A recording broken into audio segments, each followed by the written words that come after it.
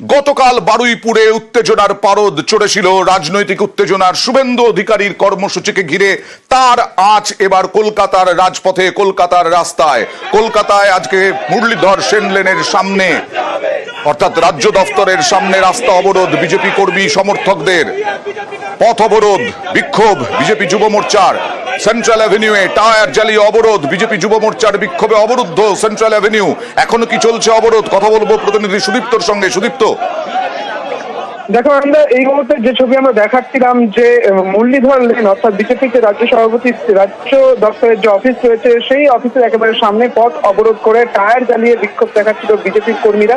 সেখানে উপস্থিত ছিলেন তাপস রায়, উপস্থিত ছিলেন বিজেপির যুব মোর্চার যিনি সভাপতি এখনো কি চলছে এখনো কি বিক্ষোভ চলছে? দেখো এই মুহূর্তে একেবারে বিক্ষোভ কিন্তু থেমে গিয়েছে, তারা টায়ার জ্বালিয়ে বিক্ষোভ দেখিয়েছিলেন এবং পথ অবরোধ করেছিলেন, তবে এই মুহূর্তে সেই পথ অবরোধ তারা তুলে নিয়েছেন এবং এই মুহূর্তে যান চলাচল স্বাভাবিক হয়েছে। এই মুহূর্তে যান চলাচল স্বাভাবিক হয়েছে, কিন্তু কিছুক্ষণ আগে এই রকম ভাবে অবরোধ টায়ার জ্বালিয়ে বিক্ষোভ করেছিলেন সেন্ট্রাল অ্যাভিনিউয়ে অবরোধ করেছিলেন বিজেপির নেতা কর্মীরা কর্মী সমর্থকরা। গতকাল বারুইপুরে যে উত্তেজনা ছড়িয়েছিল তৃণমূল কংগ্রেস কর্মী সমর্থক বিজেপি কর্মী সমর্থকদের মুখোমুখি স্লোগান যুদ্ধ, সেই স্লোগান যুদ্ধের আজ বিধানসভা এবং তারপরে বিভিন্ন জেলার রাস্তায় কলকাতার রাস্তাতেও পথ অবরোধ বিজেপি ক্ষোভ বিজেপি যুব মোর্চার।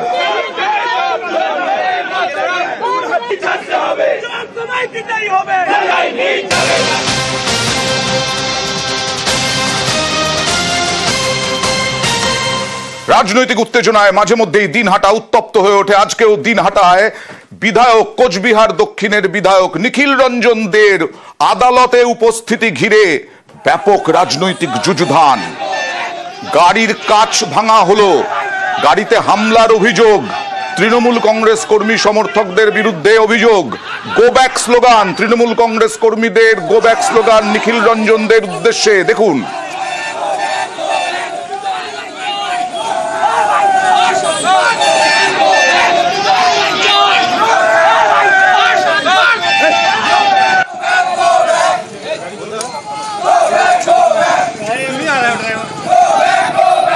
একটা পুরনো মামলায় আদালতে হাজিরা দিতে এসেছিলেন কোচবিহার দক্ষিণের বিধায়ক নিখিল রঞ্জন দে। পেরিয়ে যাওয়ার সময় তৃণমূল কর্মী সমর্থকদের এই গো ব্যাক স্লোগান। কি পরিস্থিতি এখন, কারণ এরপরেই পাল্টা মরাপোড়া চৌপথি মোড়ে অবরোধ পদ্মকর্মীদের। কথা বলবো প্রতিনিধি শুভঙ্করের সঙ্গে। শুভঙ্কর, দেখো এদিন দুপুরে কোচবিহার দক্ষিণের বিজেপি বিধায়ক নিখিল রঞ্জন দে তিনি তার একটি পুরনো মামলা হাজিরা দেওয়ার জন্য দিনহাটা আদালত চত্বরে যান। সেখানে হাজিরা দেওয়ার পর যখন আদালত চত্বর থেকে বেরিয়ে আসছিলেন সেই সময় সেখানে জড়ো হওয়া তৃণমূল কর্মীরা তাকে দেখে প্রথমে বিক্ষোভ দেখায়, গো ব্যাক স্লোগান দেয়। এই ঘটনায় উত্তেজনা ছড়িয়ে পড়ে, পাল্টা বিজেপি বিধায়ক নিখিল রঞ্জন দেকে ধাওয়া করে। এমনকি বিজেপির যেটা অভিযোগ, বিজেপি বিধায়কের যে গাড়ি রয়েছে সেই গাড়িতেও হামলা চালানো হয়, তার কাজ ভাঙচুর করা হয়। খবর পেয়ে দিনহাটা থানা থেকে বিশাল পুলিশ বাহিনীকে পরিস্থিতি নিয়ন্ত্রণে আনে এবং নিখিল রঞ্জন দেকে বিধায়কের যে গাড়ি আছে সেই গাড়ি করে কোচবিহারের উদ্দেশ্যে রওনা করিয়ে দেয়। এদিকে এই যে দিনহাটা শহরে বিজেপি বিধায়ক নিখিল রঞ্জন দের ওপর হামলা ঘটনা ঘটেছে, সেই ঘটনার প্রতিবাদে কোচবিহার শহরের মরাপোড়া চৌপথিতে পথ অবরোধ করে বিজেপি নেতা কর্মীরা। বিজেপির এই অবরোধের জেরে নাকি উঠে গেছে? অবরোধের খবর পেয়ে কোতোয়ালি থানার পুলিশ ঘটনাস্থলে আসে এবং বিজেপি নেতাদের আশ্বস্ত করে। এরপরেই বিজেপি নেতা কর্মীরা অবরোধ করে। রঞ্জনদের বিরুদ্ধে কি অভিযোগ ছিল তৃণমূল কংগ্রেস কর্মীদের? দেখো তৃণমূল নেতৃত্বের যেটা অভিযোগ যে বাংলার মানুষকে বঞ্চনা করেছে বিজেপি সরকার, কেন্দ্রের সরকার বাংলার মানুষকে ঘরের টাকা দেয়নি, ঘরের টাকা আটকে রেখেছে, তাই তৃণমূল কোনো বিক্ষোভ দেখায়নি। সাধারণ যারা কর্মী দিনহাটার যারা সাধারণ মানুষ সাধারণ বাসিন্দারা তারাই এই বিজেপি বিধায়ক নিখিল রঞ্জন দেখে ঘিরে বিক্ষোভ দেখেছে, বিক্ষোভ স্লোগান দিয়েছে। যদিও তৃণমূল কংগ্রেস অভিযোগ অস্বীকার করেছে, তৃণমূল কংগ্রেসের কর্মী সমর্থকরা কি বলছেন দেখুন। গাড়ির কাজ ভাঙার অভিযোগ ওরাই ভেঙেছে, ওরাই ভেঙে এখন নাটক করার চেষ্টা করছে। নিখিল রঞ্জন জানে তৃণমূল কর্মীরা রেডি আছে, তাকে ঘিরে ধরে ডিম ছোড়া হলো। আর ডিম মামলেট খাবে হয়তো, তার জন্য ডিম ছোড়া হয়েছে।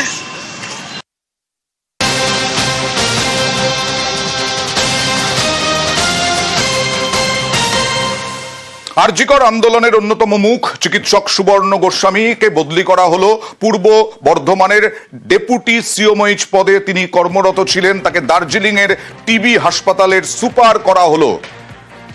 কথা বলবো প্রতিনিধি অভিজিতের সঙ্গে। অভিজিৎ,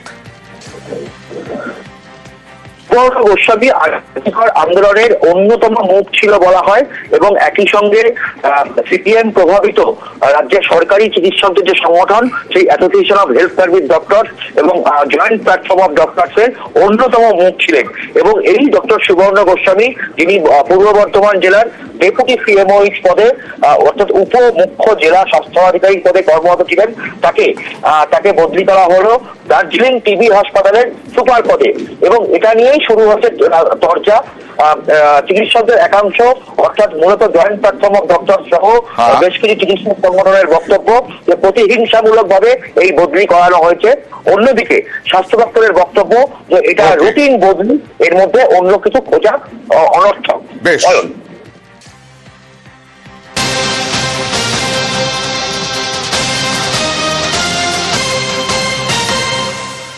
আরজিকরে ধর্ষণ খুন ধর্ষণ মামলায় সিবিআই অনেকবারই আরজিকরের বিভিন্ন চিকিৎসক, আরজিকরের নিরাপত্তারক্ষী তাদেরকে ডেকেছিল।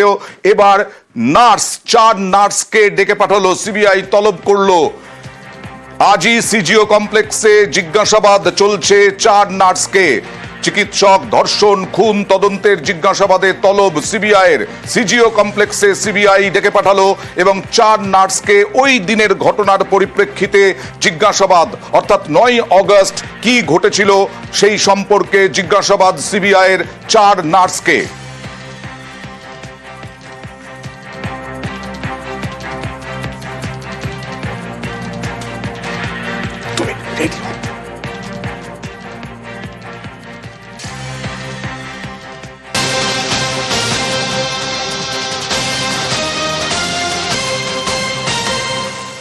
আর গড়িয়ায় দম্পতির রহস্য মৃত্যু, ঘর থেকে উদ্ধার দুজনের দেহ।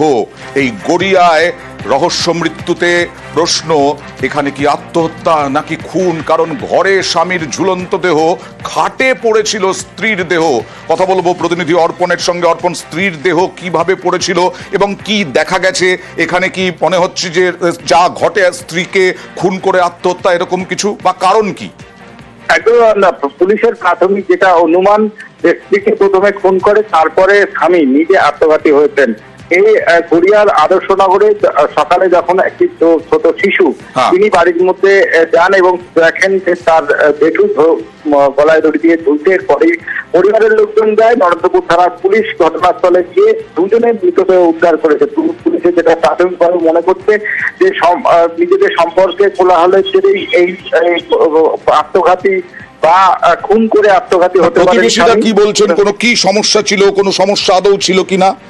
প্রতিবেশীরা তারা ভাড়ায় থাকছিলেন, বেশ কয়েক বছর তারা ভাড়ায় থাকছিলেন, তাদের শিশু সন্তানও রয়েছে এবং তারা যখন বাড়িতে ফেরেন লাস্ট তাদের সঙ্গে কথা হয়েছে, কোন রকম তাদের মধ্যে অশান্তি তারা লক্ষ্য করেননি বা পারিবারিক কোনো অশান্তি সেইভাবে লক্ষ্য করেনি। তার মধ্যেই এই ঘটনা যথেষ্ট চিন্তায় ফেলেছে যারা বাড়ি মালিক। তিনি যেটা বলছেন যে কোনো সময় তাদের মধ্যে অশান্তি ছিল না। প্রাথমিকভাবে যে মোবাইল বাজেয়াপ্ত করেছে পুলিশ এবং পরিবারের আরো সব সদস্যের সঙ্গে জিজ্ঞাসাবাদ করছে এবং ওই যে শিশু বাড়িতে ছিল তাকেও জিজ্ঞাসাবাদ করা হতে পারে এমনটাই নরেন্দ্রপুর থানার পুলিশের পক্ষ থেকে জানাইছে। ওকে।